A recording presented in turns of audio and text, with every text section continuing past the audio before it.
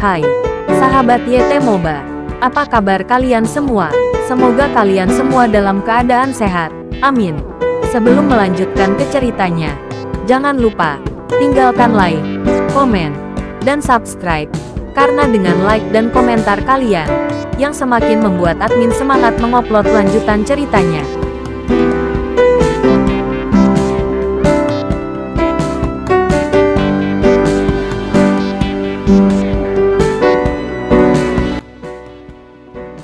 Episode 484. Kisah Ariel, anak bos besar yang berpura-pura culun. Antusiasme penonton di tribun bahkan lebih tinggi daripada saat Carol tampil di atas panggung. Meski mereka tidak tahu nama Ariel, semua orang meneriakkan tinju terkuat tampaknya menganggap Ariel sebagai juara baru arena tinju bawah tanah. Ini adalah dunia di mana kekuatan adalah yang terpenting. Bagi petinju hitam bawah tanah, pemenangnya adalah raja. Mereka tidak akan begitu saja memuja nama seseorang. Selama ada orang yang lebih kuat, mereka akan meninggalkan yang pertama tanpa ragu-ragu. Ini bukan pertunjukan yang dangkal, tetapi hanya pengakuan dan pengejaran yang kuat. Di tribun pribadi, Farel gemetar karena marah. Di matanya, Ryan tidak akan pernah bisa berdiri di dunia tinju hitam bawah tanah Bandung dalam hidupnya. Dan dengan pria kuat seperti Carol, dia pasti akan bisa duduk kokoh di atas nama bos ring. Tetapi Farel tidak pernah membayangkan bahwa dia tidak menikmati kehormatan seperti itu selama beberapa hari. Carol tersingkir dengan satu pukulan, dan dia masih anak yang sangat tidak mencolok. Nyatakan perang di seluruh stadion tinju. Jika tidak ada yang bertarung, reputasi stadion tinju Iskandar akan hancur. Tetapi bahkan Carol bukanlah tandingannya. Farel tahu bahwa mengirim orang lain hanya untuk memberi anak ini lebih banyak kehormatan. Siapa pria ini? Bagaimana bisa Ryan menemukan master seperti itu? Farel menggertakkan giginya tanpa daya. Kehadiran Ariel benar-benar mematahkan kendalinya atas tinju hitam bawah tanah Bandung. Ini adalah keengganan Farel. Diterima. Tetapi tidak berdaya untuk berhenti situasi. Bos, apakah Anda ingin memeriksa detailnya? Seorang bawahan tertentu bertanya kepada Farel. Farel memandangi Ariel di atas ring dengan mata membara. Farel sangat ingin tahu tentang detailnya. Tetapi menyelidiki pria yang begitu kuat.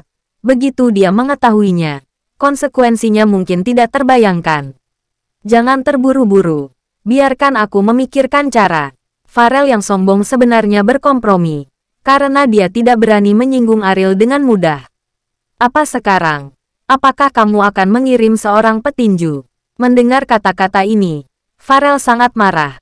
Dan dia tidak punya tempat untuk melampiaskan amarahnya. Jadi dia hanya bisa melampiaskannya pada bawahannya. Setelah meninju dan menendang, Farel berteriak dengan suara serak, apakah kamu benar-benar bodoh? Bahkan Carol bukanlah tandingannya. Terus mengirim orang untuk mati.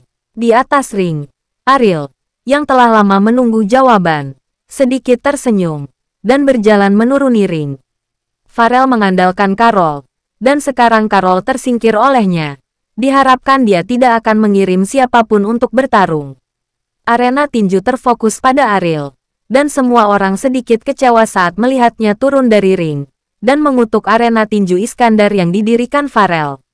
Sialan macam apa stadion tinju ini? Sangat memalukan untuk menghindari pertarungan di rumah. Sial. Aku tidak akan pernah datang ke stadion tinju Iskandar untuk menonton tinju lagi. Dan banyak sampah ingin aku menghabiskan uang. Jadi nilai yang sangat buruk. Farel baru saja sombong. Tapi dia tidak berharap menjadi pengecut begitu cepat. Dan dia tidak berani mengatakan kata. Tampaknya ini adalah tempat yang buruk. Dan dia masih tidak akan datang ke sini di masa depan. Hebat. Ketidakpuasan yang sangat kuat pecah di antara para penonton.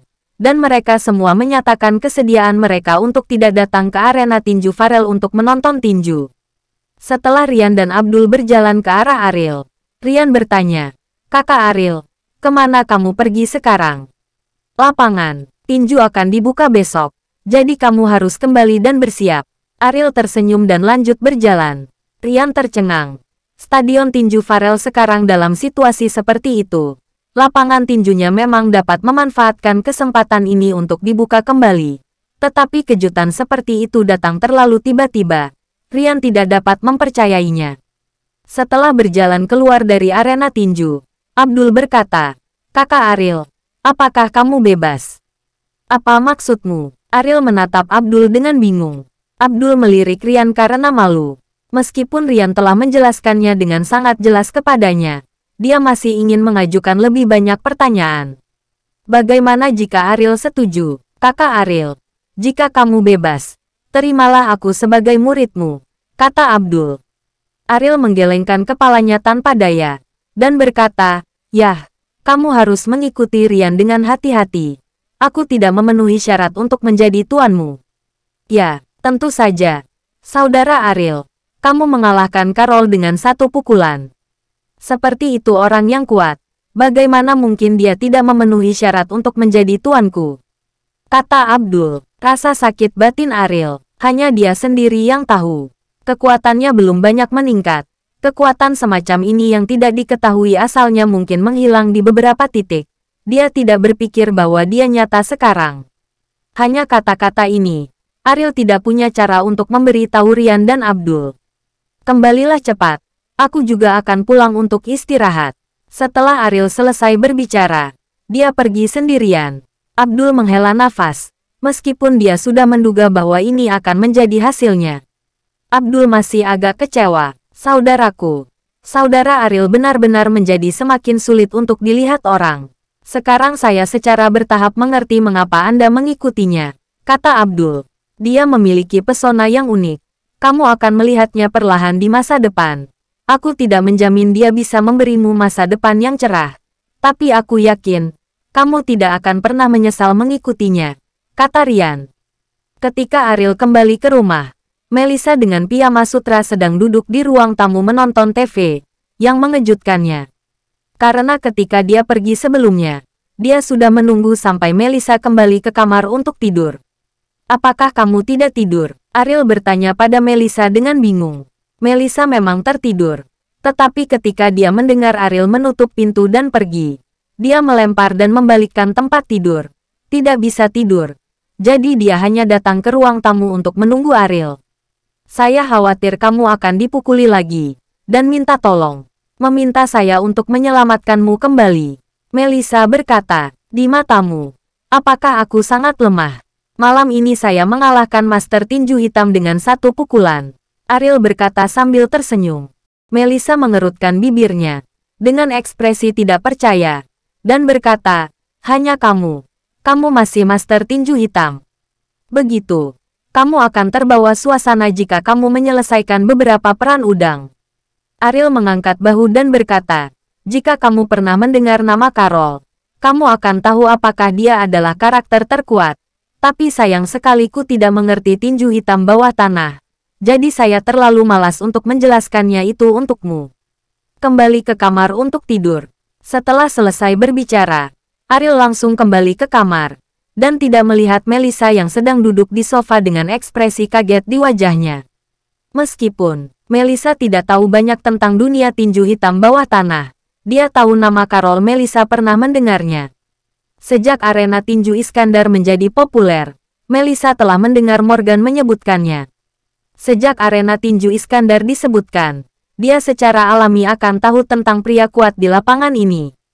Menurut Morgan, kekuatan Carol sangat kuat. Bahkan dia tidak berani menganggapnya enteng dalam pertarungan dengan Carol. Bagaimana mungkin Ariel mengalahkan Carol dengan satu pukulan?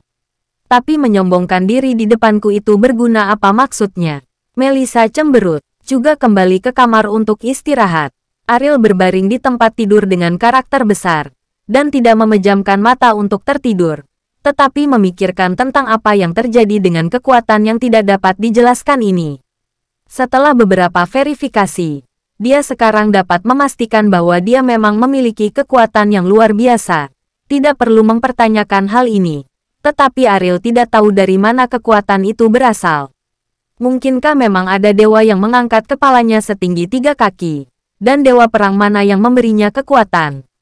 Gagasan ini membuat Ariel tertawa. Tidak masuk akal dan sangat bodoh. Belum lagi dia adalah seorang yang tak percaya tahayul. Bahkan jika ada, tidak mungkin memberinya kekuatan tanpa alasan. Sepertinya aku hanya bisa bertemu kakek Darius. Ariel menarik napas dalam-dalam dan tidak bisa menyelesaikan kebingungannya. Jadi dia hanya bisa meminta Darius untuk membantunya. Malam itu, Ariel tidak bangun di tengah malam karena sakit kepala. Tetapi ketika dia bangun keesokan paginya, dia merasakan sakit kepala yang membelah, yang membuatnya meringkuk di tempat tidur dan gemetar terus-menerus. Proses sakit kepala berlangsung selama setengah hari. Dalam waktu 1 jam, Ariel merasa seperti telah mengalami hidup dan mati. Saat sakit kepala perlahan menghilang, Ariel sudah berkeringat, dan seluruh tubuhnya sangat lelah. "Apakah kamu ingin sarapan?" Suara Melissa datang dari luar pintu. Ariel berkata dengan lemah, "Kamu makan dulu, dan aku akan tidur sebentar." Melissa merasa sedikit aneh. Baru-baru ini, Ariel bangun belakangan, yang sama sekali tidak seperti pola kehidupan sebelumnya. Tetapi Melissa bisa mengerti. Lagi pula, Ariel menghadapi terlalu banyak masalah sekarang. Dia tidak bisa tidur di malam hari, dan bangun terlambat di pagi hari adalah hal yang normal. Bersambung.